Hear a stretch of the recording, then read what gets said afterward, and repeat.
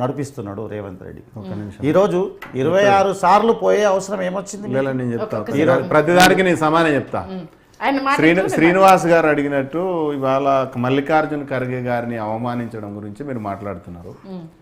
ఈ దేశంలో ఉన్నతమైనటువంటి స్థానంలో ఉన్నటువంటి రాష్ట్రపతి ముర్ము గారిని పార్లమెంటు భవనానికి ఓపెనింగ్ కూడా ఈ పిలువనటువంటి దుర్మార్గమైనటువంటి పాలన అవమానం గురించి మీరు మాట్లాడతారా? ఎక్కడ ఉంది? ఈ దేశం ప్రథమ పౌరురాలండి, ఆమెనే మీరు ఇన్వైట్ చేయడానికి చేతకాలే, మీరు దీని గురించి మాట్లాడతారు. ఖర్గే గారు ఎందుకు పోరండి?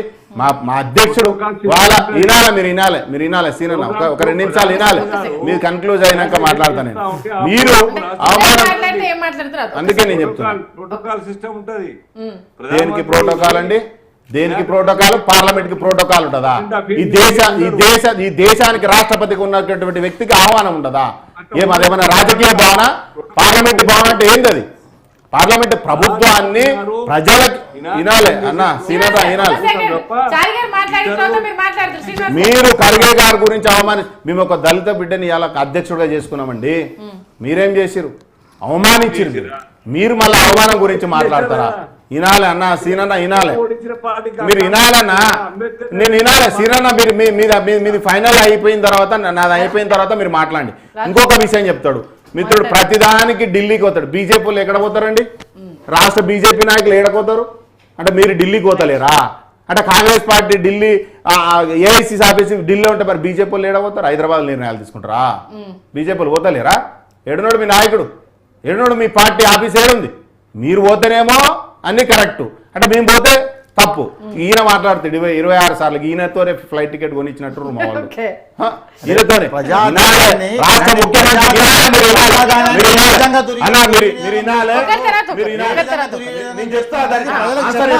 నువ్వు ఎందుకు పోతున్నావు ఢిల్లీకి? నువ్వు ఎందుకు పోతున్నావు? ఏం తెచ్చినావు? ఏమి 6 గ్యారంటీలు అమలు చేయలేని అసమర్థత ముఖ్యమంత్రి నువ్వు కావా? ఒకటే హామీని 100 రోజులలో నువ్వు క్లియర్ చేస్తానన్నావు. 100 రోజులలో నువ్వు 6 గ్యారంటీలు నేను ప్రజలకు అందిస్తానని చెప్పినావు.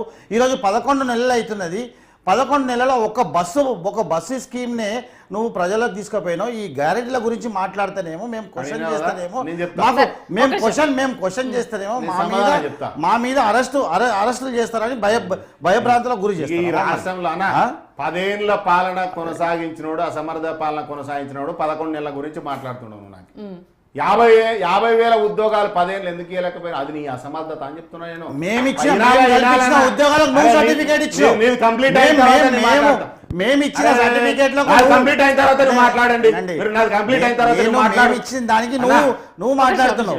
నువ్వు అవకాశం ఇస్తా, నువ్వు మాట్లాడు. నువ్వు ఇలా హైదరాబాద్ క్వశ్చన్ జర ఓపిక ఉండాలి, ప్రజలు చూస్తున్నారు. 20 సార్లు పోయిందంటే ఈ రాష్ట్రానికి రావాల్సినటువంటి బడ్జెట్లు ఇంతవరకు రాలేదు కేంద్రం నుంచి. మీరు 10 ఏళ్ళు విఫలమైంది కాబట్టి మీరు ఏ పార్టీలో ఉన్నా మా రాష్ట్ర ప్రజలకు న్యాయం జరగాల అయ్యాబ్బాని దండం పెట్టి కేంద్ర ప్రభుత్వాన్ని అడగనికపోయింది. నీలకల హెలికాప్టర్లు కొనుక్కొని మామైతే పోలే. ఎవడకోసం 65 సంవత్సరాలు ఈ రాష్ట్రాన్ని కానీ ఈ దేశాన్ని పాలించిన కాంగ్రెస్ పార్టీ అద్దె భవన్లో ఉంటున్నాం. 100 కోట్ల రూపాయల ఆఫీస్ ఎక్కడి నుంచి వచ్చాయి? నీ అకౌంట్లో 1600 కోట్ల రూపాయలు ఎక్కడి నుంచి వచ్చాయి? విమానాలు ఎట్లా కొట్టింది? ఎవడబ్బా సొమ్మది?